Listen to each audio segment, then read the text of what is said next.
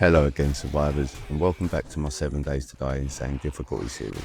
Before we talk about today's goals, I just want to say a huge thank you for all the support and feedback you've been giving the series so far. I've been reading your comments and I really appreciate every single one of them. Keep them coming. They really help the channel grow and make the series even better. Now let's take a look at the plan for day 4. First things first, we're heading over to Trader Rec to pick up our first quest because today is going to be all about raiding. The more quests we can complete, the more loot, experience and dukes we'll earn. After knocking out a few quests, I want to try and buy any magazines and books I need as today is Rec's restock day. There are a few key upgrades I'm after, so hopefully we'll have enough dukes by the end of the day. Once that's sorted, I'd like to unlock the combining bench back at the base. That'll allow us to merge some of our better tools and weapons together, giving us a nice boost before Horde Night.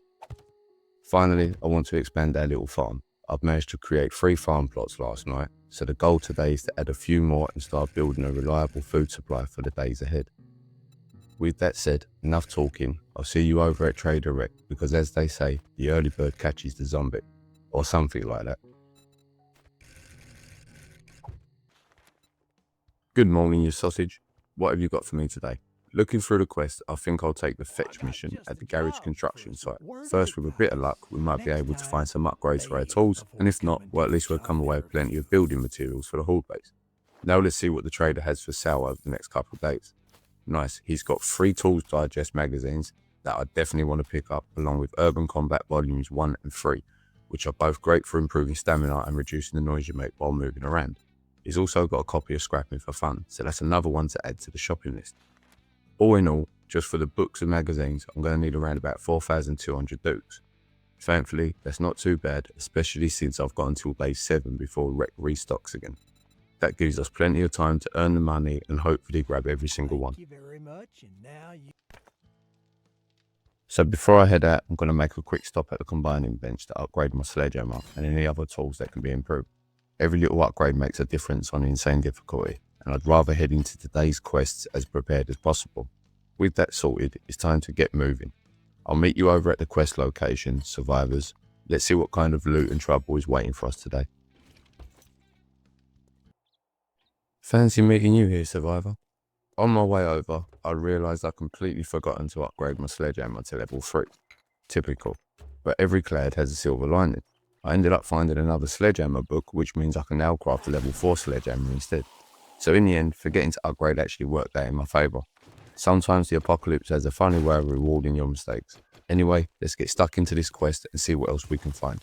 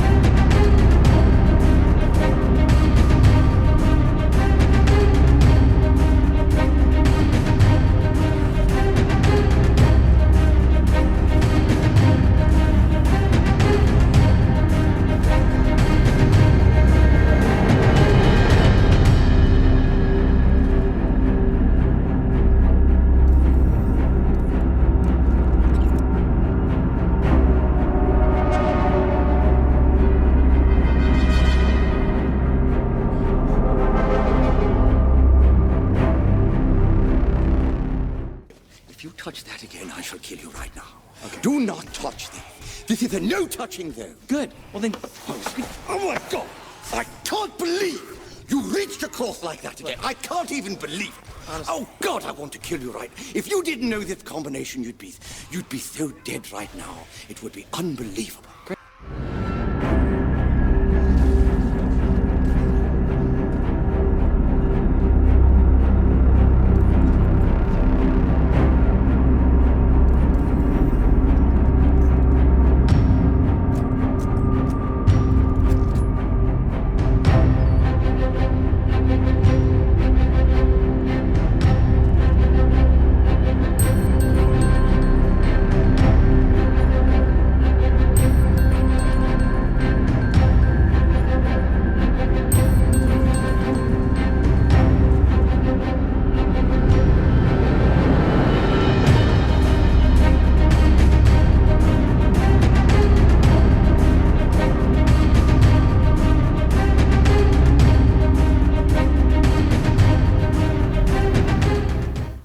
So after reaching the attic, I came across the working stitch toolbox and tucked away at the back a really good source of cloth. You can never have too much cloth, so I made sure to grab every last bit. Now let's see what the box holds. Sweet, we found another Sledgehammer book, this time volume 6. This one increases the chance of knocking down zombies with consecutive strikes, which is a lovely addition to the collection and should make crowd control with the Sledgehammer even better. On top of that, I picked up a Sledgehammer magazine and some cobblestone rocks, both of which are pretty useful. With the cloth collected and the toolbox emptied, there was only one thing left to do. Time to sneak our way over to the main loot nice and quietly now. Let's see what treasures are waiting for us. So after being a ninja with a sledgehammer, I know, it's not something you hear every day. It was finally time to check out the main loot. Let's see what we've got. First up, we found Night Stalker Volume 5, along with 2 bandages, a pair of nerd gloves, legendary part, and some 7.2 rand. The nerd gloves are a nice find, but I think I'll be sticking with my enforcer gloves from now. The extra stamina they provide is just too valuable for a sledgehammer build. Next, we cracked open the Parson gas crate, and that turned out to be a pretty good haul as well. We picked up a Tools Digest magazine, which unlocks level 2 stone tools, a Vehicle Avenger magazine, some gasoline, and even a wheel. That's another step closer to getting some decent transport later in the playthrough. All in all, I'd say that was a successful raid. Now it's time to head back to our favourite sausage, Traderette, and collect our reward. After arriving back at Traderette's, I decided to take the shotgun shells as my quest reward. It made perfect sense since I'd picked up a nice pipe shotgun during one of my earlier raids, and it's always good to have some ammunition ready for it. Next, I accepted my second raid of the day, which was a black bus mechanical. With a bit of luck, we might finally find a wrench, because that's definitely an item I'd love to get my hands on. Before heading out though, I need to buy some honey to cure my infection. That's when I had one of those classic survival moments. I'd realised I completely overlooked the 3 jars of honey that had been sitting in my inventory since last night. Well, at least I didn't waste any dukes. While I sort out this infection, why don't you meet me over at the Black Bus Mechanical and let's see what kind of loot we can find there. Right then, I'm glad you made it over, survivors. We arrived at Black Bus Mechanical and it's time to see what this place has in store for us. With a bit of luck, we'll finally find that wrench and maybe a few other goodies while we're at it. DJ, you know the deal. Cue the music, let's get stuck in and start smashing some zombies.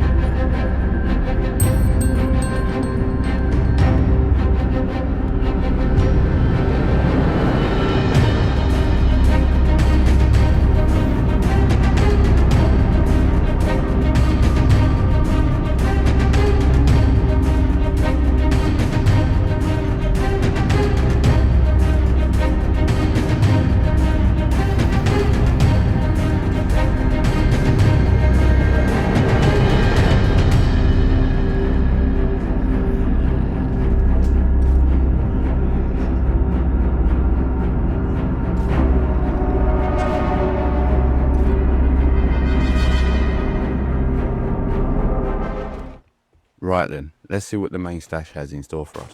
To start things off, we found the Great Volume Heist 2, followed by a sham sandwich, which I might save for later if I get desperate enough. We also picked up a new pipe machine gun and some arrows. It's not the greatest toy in the world, but it's definitely not the worst either. It could have been nothing but paper, so I can't complain too much. Next up was the Parson gas crate, and inside we found another Vehicles Avenger magazine, along with 5 bottles of oil. That oil is going to come in really handy later when we start crafting traps and upgrading the base. So with all the loot collected, that wraps things up here at the Black Bus Mechanical. I'll catch up with you back at Traderette so we can hand in the quest and see what rewards he's got waiting for us.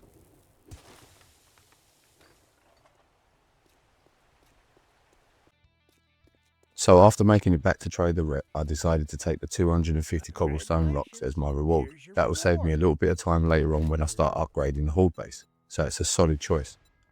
Next, I sold off all the junk I collected during today's raids to start building up my stash of dukes.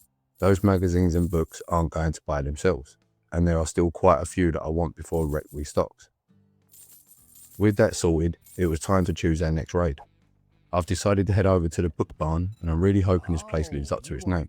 We could do with finding some good magazines to help level up our tools and weapons over the next couple of days. Right then, enough chatting, let's head over to the book barn and see what kind of knowledge and loot is waiting for us.